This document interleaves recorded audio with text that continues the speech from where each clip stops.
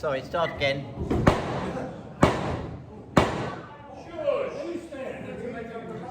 Good evening, gentlemen and ladies. What a shambles. Right, this evening's news. The news will be hopefully a bit briefer than usual, but what it lacks in quantity and more than makes up for in quality. So, talking of quality, we've got the European Championships going on. We've had a real feast of athletics the last couple of weeks. So we've got 6 club members in the championship. So first to participate was Phil Sessamon, who was in the men's marathon, and he achieved a time of 2:15.17, which is a season's best for him. So you can't ask for somebody to do much better than that. Came in 17th, and I think in the conditions that was an excellent performance. Well done to him. Yeah. Jahisha Thomas was in the long jump, and she also jumped to season's best of 6 metres 57 and is qualified for the final of the long jump, which is tomorrow. Divine Oladipo in the shot was 8th in her qualifying heat with a distance of 17 metres 16. If she'd have been 17 centimetres further, she would have got through to the final, but still good performance from her. I expect most of you probably either see or heard Dina had her first event yesterday, and unfortunately she cramped up in the final, which was a rather strange occurrence. And I gather that Daryl Nita also complained of cramping up at the end of the race. And I wonder what the nutritionist had given them beforehand, because they're operating in hot conditions. But hopefully she'll be good for the 200, and then she's in the 4x100 still to come. Becca Walton's in the javelin. The qualifying round for that is tomorrow, and Adam is in the relay 4x1. The qualifying is on Friday and the finals on Sunday, so we'll look out for them. Club records: under 13 boys, that 1 kilometre walk. Trejan Chekaku Bahama, he walked 5:57.2 seconds back just at the beginning of the month, so well done to him. In terms of track meetings, we had the Southern Athletic League down at Tunbridge on Saturday. Very hot day, as you can imagine. So after 3 rounds of the Southern Athletic League, we lie in joint 5th place with 3 other clubs, all with 8 league points. They then count back on the actual number of match points you have, which would put us in 6th place. A big thank you to all the athletes and the officials and the supporters who went down there. It was hot. I think special commendations. They vary the events here, so it happened to be that this meeting had a ladies 5,000 metres, and running a 5,000 metres in that heat for our 2 athletes was no joke. In fact, they actually put a drink station out on the finish line so that as they went past each lap, they could have a drink or pour water over themselves. So, a big thank you for them. It was just a great effort to survive getting round in those situations. And thanks to some of the parents, Helga Pullin helped out, manned the drink station and collecting all the plastic cups, because that was sort of unplanned. And then they actually took the athletes off into a cool room with cold towels and everything when they finished on anything over 1,500 metres and above, in order to prevent them suffering from any heat stroke. So they dealt with it very thoughtfully. Also thanks to Karen Desborough and Jason Squibb, a couple of parents who stepped in to help with officiating. I tell you what, I stood out there for 4 hours with people throwing discuses and shots at me, and it wasn't funny in that heat. It was quite tiring. A special thanks also to Roger Platt, who after competing in, I think it was either 3 or 4 events for the club, came and helped out officiating, collecting and retrieving the discuses. So thanks to Roger. So I think we've got 1 more round to go for the Southern Athletic League, and certainly we're in no danger of getting relegated out of that, but hopefully we can improve our position a bit before the end of the season. So that's track. Back on the roads in the country, Strava, Ross Braden again the furthest, 179 kilometres. Finton Parkinson 126, and Blair Wilson 115. Phil Sessamon, of course, was doing the European Championship Marathon, but I noticed that this week he's already done 56 or 57 kilometres, so I think I'd have taken a rest after that, but he obviously hasn't. Parkrun. It was interesting, it's quite an international weekend for Parkrun. We had 46 runners running at 23 locations, including the USA, Germany, Ireland, Holland, and New Zealand. So Mike Sims was further away again. He ran a park run in Porua, which is on the New Zealand North Island, just on the coast outside of Wellington.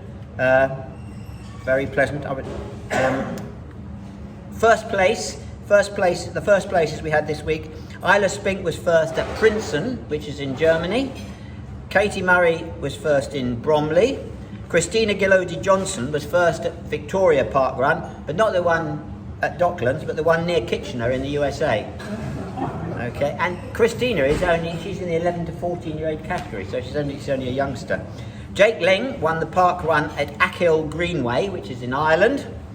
And then, he's not here this evening, is he? Clayton, yes, sorry, good. So Clayton came first at Charlton. Paul, I think you were second, weren't you? So that was a club 1-2, well done guys.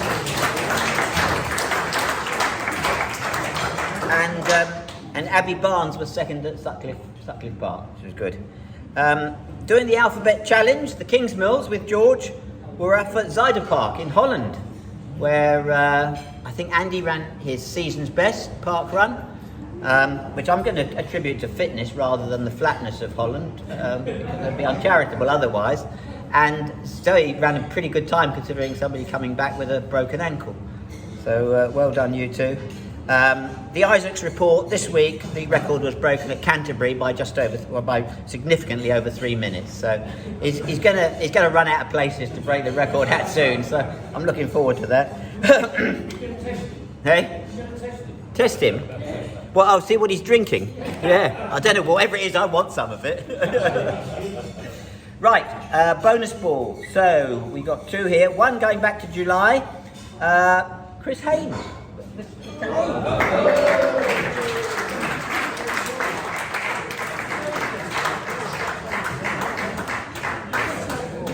is the bonus ball. Really? Yeah, well done. Don't spend it all at once. You know? It's just what you need. Mr. Sunak will be delighted that you'll be helped out. And last week, John Butler.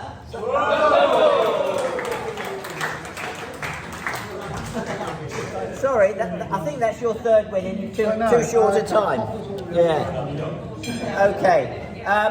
Coming up this weekend, on Saturday we've got the National Athletic League finals, which are at Bedford. So there'll be a good party going up there, anybody who wants to come. Next Wednesday we've got the Paris Handicap. 6:45 registration, 7:15 start. Yep, okay. VP Supper, those of you that are VPs, at the beginning of September. I think Tony Pontifex has sent out invitations, but he really needs to get responses back so that we know how many we're catering for. So any VPs here or anybody who knows any VPs, you might like to jog their memory to respond to Tony. Any other news?